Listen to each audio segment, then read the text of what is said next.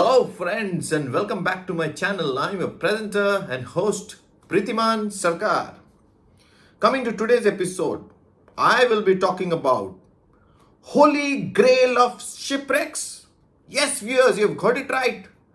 The Holy Grail of Shipwrecks, which contain treasure worth $17 billion equivalent to approximately 13,500 crores when converted to Indian rupees in the current market value against the dollar. Can you believe it, friends? This shipwreck was discovered after 300 years since it sank at the depth of almost 950 meters, which is approximately 31,000 feet to the bottom of the sea off Colombia's Caribbean coast in 1708 AD. This was informed by the Colombian Navy on June 6, 2022, this year, June, through a press conference. I will unravel the mystery for you, my friends, about the ship and its treasure. From the time the ship set sail between May and June of 1708 till the time it sunk and the time it was discovered, 300 years, you will also get to know whose ship was it? What was the itinerary of Sanjos Galleon sink? How was the treasure discovered? What all treasure was found in the sunken ship? And who got the treasure? Sounds exciting, isn't it? So keep watching this episode till the end, because we will unravel and you will be surprised to know the fascinating facts about the largest treasure discovery ever in the human history. Whose ship was it? History of the ship. The ship named Sanjos Galleon was owned by the Spanish crown. According to the Spanish naval history website, Todo e Babor, Sanjos was designed by Francisco Antonio Garret and was built by Pedro de Aristogiu at the shipyard in Maple, Usurbil, Guipuzcoa, Spain. Construction of the ship commenced in 1697 and ended in 1698. They built twin ships simultaneously and named them Sanjos and San Joaquin. Both the ships were part of the Spanish treasure fleet during the War of Spanish Succession under General Jose Fernandez de Santillán, the Count of Casa Alegre. The Sanjos was a 62-gun galleon of Spanish Navy and best in their category. What was the itinerary of Sanjos Galleon? Going by various historical accounts put together, Sanjos Galleon was part of a Spanish treasure fleet in the Caribbean Sea preparing for the voyage to bring riches home to the King of Spain, Philip V, in May 1708. It is also said that the Spanish treasure fleet were trade convoys that periodically navigated between Spain and its territory in New World, also known as the Americas. The treasure fleet led by Sanjos is said to have set sail from Spain and arrived in Cartagena in the Caribbean Sea in 1706. It then further carried goods to be exchanged with traders from Viceroyalty of Peru at a planned fair in Portobelo on the east coast of Panama. The Peruvian merchants were reluctant to do business during the period because of threat of an attack by the English. So the Spanish fleet got stranded there because of the threat for more than a year. In May 1708, a fair was finally held and the Spanish collected millions of reales, whose current dollar value is in billions, worth gold, silver, jewels and other valuables.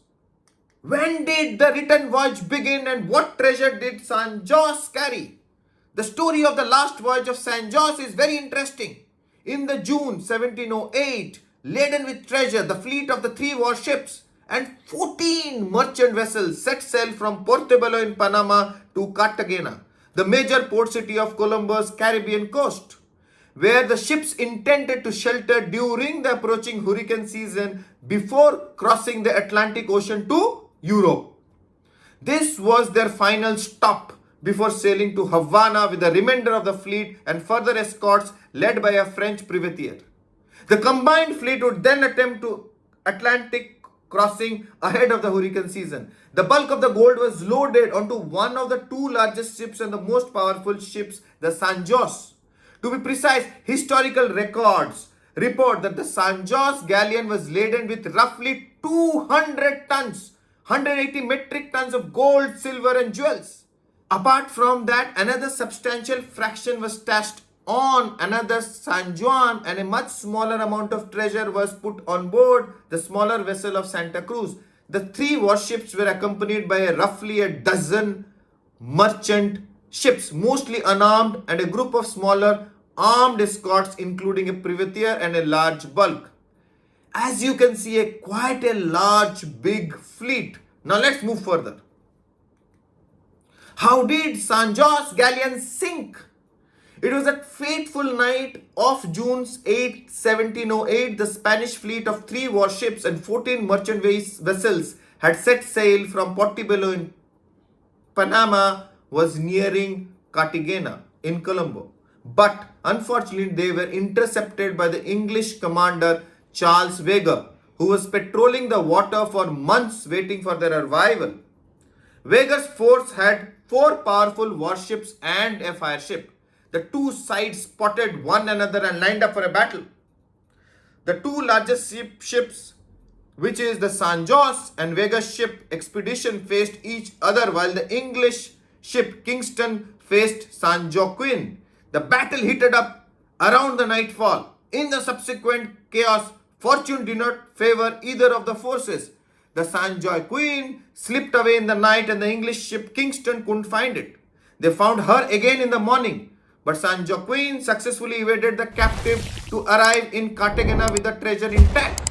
The less valuable merchant vessel in the convoy also made it to the port. In the smaller hours of the morning, the English captured the Santa Cruz. The Spanish hulk was beached and burned to avoid capture, but Sanjos got engaged in a fierce battle. She traded cannon fire with the English expedition for over an hour. The English ship closed in with the intention of boarding. Reports of what happened next are somewhat sketchy. Historical accounts from various sources suggest that many surviving witnesses agreed that the Spanish ship caught fire. Few of them reported an explosion. It is said Sanjos exploded when its stores of gunpowder ignited. However, the Sanjos sank so suddenly and rapidly that nearly 600 men aboard went down with her. The survivors remembered only being on the ship one moment, in the water the next. Every grain of gold was lost into the bottom of the ocean. Only the British prize from the battle was Santa Cruz, which turned out to contain few silver pieces of 8 but no gold. While the British had starved the Spanish king, they failed to loot the same.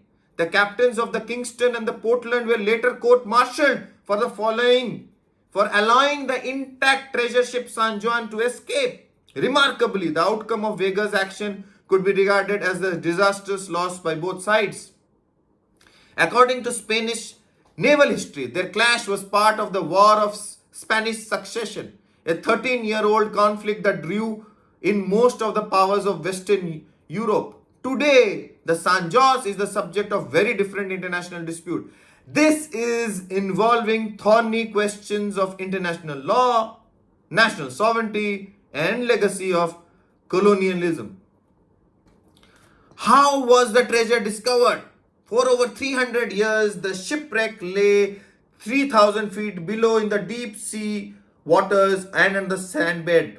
Though there were historical evidences of the ship having sunk in the Caribbean waters, but efforts to find it physically began only in the 20th century with the advent of submersible technology. In 1980, it is said a private group of US investors financed the first modern effort to locate the Spanish ship of Sanjos Galleon. The company Sea Search Armada SSA was given permission to search the Colombian waters. 1 year later, they claimed to have located the wreck. The Colombian government initially agreed to divide the treasure, keeping 65% and giving 35% to the explorer. However, they refused to allow SSA to perform salvaging of the wreck. In the meantime, the Colombian parliament cancelled the deal and passed a law denying the split. SSA got entangled into a legal battle both in Colombian court, but the decision was accepted by the Colombian government. Later, they went to the US District of Colombian Court but lost the case. The SSA group incurred heavy losses since none of the investors recovered a penny from the venture. That was the end of a story at that point in time. Again in 2015, a group of Woods Hole Oceanographic Institute researchers and their robot submarine REMUS, REMUS 6000, working with the international team aboard a Colombian ship, located the wreck. The then Colombian president, Juan Manuel Santos, from whom the Sanjos was a personal passion project, had tweeted, in quotes, "Great news!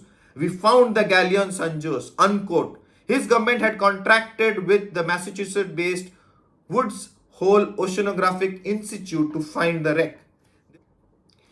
Again, recently on June 6, 2022, Colombia released unprecedented images of the legendary Sanjos Galleon shipwreck that had been underwater for 3 centuries, carrying treasure worth billions of dollars in today's value.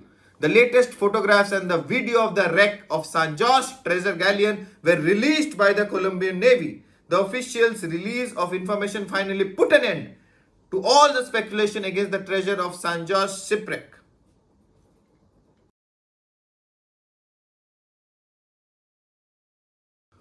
What all treasure was found in the sunken ship?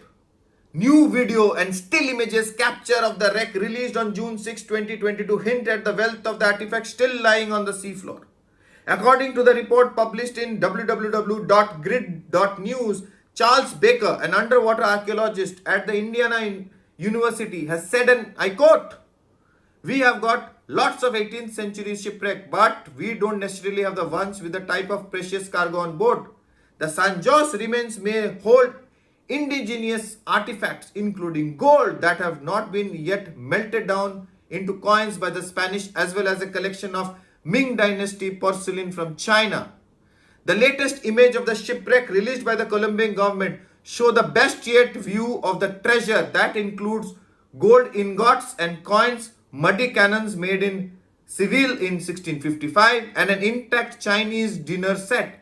Porcelain crockery, pottery, and glass bottle can also be seen. A spokesman from the Colombian Navy said cannons, coins, and gold bars can be seen lying exposed on the seafloor, as well as a delicate set of porcelain tableware in perfect condition. In many cases, the preservation is so good that the searchers can read inscription on the objects. In quotes, with the inscriptions discovered, it was possible to determine the manufacturing sites of the ship's cannon in Seville and Cadiz in the year 1655, I unquote, said Admiral Jose Juan Amiscuta, the Colombian Navy Times Maritime General, in a statement. In quotes, he says, "You can also see different objects of gold, including mannequins, which is a type of coin, and the date they were mined," unquote.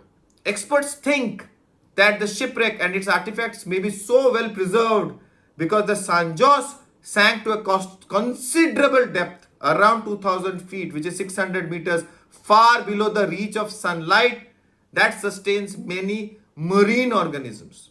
Experts believe in the entire treasure may weigh at least 200 tons of gold, silver, and emeralds. Archaeologists are still working to find out the origin of the treasure based on the inscriptions. Who owns the treasure? Massive controversy has erupted over the claims made on Sanjos shipwreck treasure found 3,000 feet beneath the sea. Various parties want to own the treasure, want it to be split. Colombia has claimed the wreck and its content as its own as per the Submerged Cultural Heritage Law of Colombia, promulgated in 2013, which says artifacts recovered in Colombian waters belong to the state. However, Spain has also staked a claim, noting that the ship was theirs, citing the UNESCO's Convention on Underwater Cultural Heritage. To further complicate matters, many of the valuables on the ship were likely to have been plundered from South American countries, some of whom might also claim a right to some of the treasure. There are various theories propagated regarding the claim of the treasure, while few should dispute that a ship was and continues to be Spanish. The claim that has it been continuing ownership of the cargo it was bringing out of South America during a brutal and exploitative era of colonialism is more controversial. A Bolivian indigenous group, Cuara, comes into claim as they argue most of the loot was taken out from its land. Overall, that American salvage company, Sea Search Armada, SSA, which had lost money in one of the expedition in 1980s, says that Sanjos was actually discovered years earlier and it is entitled to a share of the proceed because on the contract signed with the Colombian government then. Meanwhile, the wreck sits underwater as it has for centuries at a location that is closely guarded, state secret, and guarded by the Colombian Navy to prevent treasure hunters from reaching the site. So friends, as you all can understand that sometimes high value treasure discovered has to pass through many legal hassles and it can take years before the treasure is salvaged and gets to see the ray of sunlight.